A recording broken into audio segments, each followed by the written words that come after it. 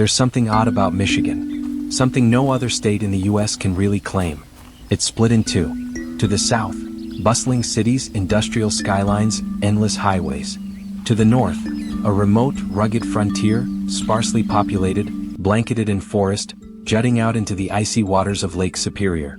And here's the weird part. That northern half, the Upper Peninsula, is physically attached not to Michigan but to Wisconsin. Yet it belongs to Michigan. Why does Michigan own this detached wilderness? And what exactly do they do with it?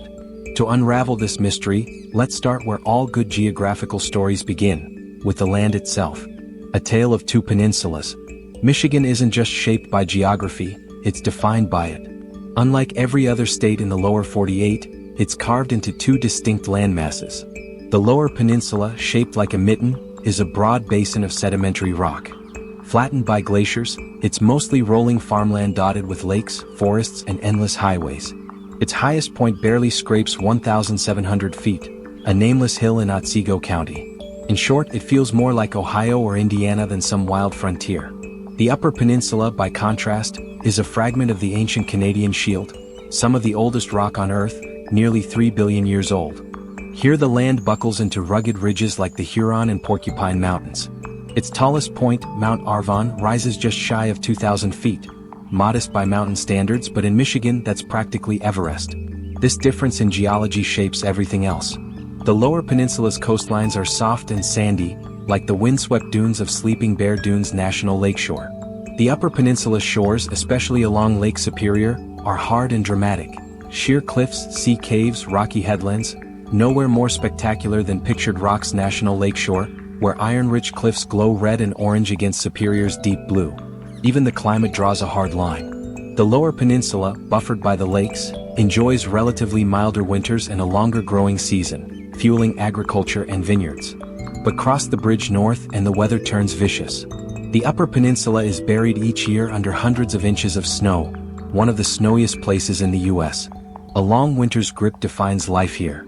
So Michigan isn't one state in feel. It's two. A soft, fertile heartland in the south, and a raw northern frontier in the north, which makes the political map all the stranger. Because the Upper Peninsula, this remote northern land, looks like it should belong to Wisconsin. And yet it doesn't. The forgotten wilderness. Long before maps carved borders, the Upper Peninsula was home to the Ojibwe, Chippewa, people, part of the larger Anishinaabe-speaking nations of the Great Lakes. They fished Superior's icy waters, hunted vast forests of elk and deer, and traded copper from ancient mines on the Keweenaw Peninsula. Agriculture was limited, the soil was thin and the winters too long. Survival depended on adapting to the rhythms of lake and forest. Then came the Europeans. The French arrived first, folding the Upper Peninsula into New France. But they didn't flood it with settlers. Instead, they established fur trade outposts, linking native communities to a continental network that stretched to Montreal and Paris. After the French and Indian War, the land shifted to Britain, and after the Revolutionary War, it was claimed by the United States as part of the Northwest Territory. But even then, the Upper Peninsula remained remote, a blank space on most Americans' mental maps. So how did this rugged land attached to Wisconsin end up in Michigan? The Toledo War, a border dispute with no blood. The answer begins not in the north but in the south, with a fight over a tiny strip of land around the city of Toledo. In the early 1800s, the Michigan Territory was eager for statehood. But its southern boundary was fuzzy. Both Michigan and Ohio claimed a 468 square mile stretch called the Toledo Strip, a swampy patch that included the up-and-coming port of Toledo. The dispute spiraled into what became known as the Toledo War in 1835. Despite the dramatic name, it was mostly a bloodless standoff, militias mustered, a few shots fired into the air, but no real battle. Still, Congress refused to admit Michigan as a state until the matter was resolved. The solution? A compromise. Ohio, with more clout in Washington, got Toledo. Michigan, in exchange, was awarded the entire Upper Peninsula. At the time, it felt like an insult. Michiganders grumbled they were trading fertile farmland and a bustling port for what one politician called a region of perpetual snows. Newspapers mocked it as worthless wilderness. But history would soon prove them wrong. The Copper Rush. Barely a decade later, surveyors and prospectors uncovered the Upper Peninsula's hidden wealth: copper and iron. The Keweenaw Peninsula exploded into a copper boom, producing more of the metal than anywhere else in the world by the mid-19th century. Massive mines like the Quincy and Calumet drew waves of immigrants. Cornish miners from Britain, Finns, Swedes, Croatians, Italians. Each group left its cultural imprint. Finnish saunas, Cornish pasties, Italian festivals. Meanwhile, the discovery of vast iron ore deposits in the Marquette Iron Range and Gogebic Range turned the Upper Peninsula into a backbone of the American Industrial Revolution. The steel that built Chicago's skyscrapers and Detroit's auto industry often began in the forests and mountains of the UP. By the late 19th century, Michigan's worthless consolation prize was a gold mine, figuratively and in the case of copper, literally. In hindsight, Michigan got the better end of the deal. Life in the UP. Today, the mining boom has long since faded.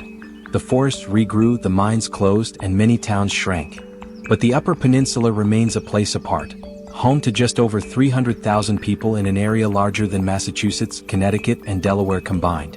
Its largest city, Marquette, has fewer than 20,000 residents.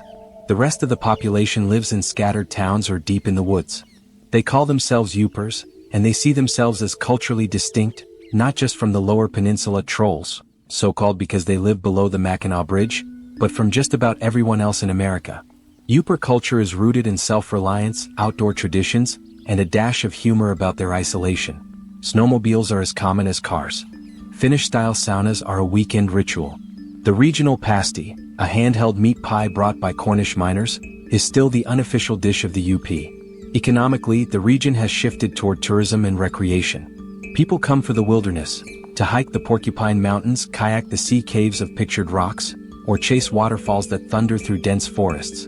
Winters bring skiing, ice fishing, and snowmobiling. For many Michiganders, the UP has become the state's wild frontier, less about industry now and more about escape. What if the compromise had gone differently?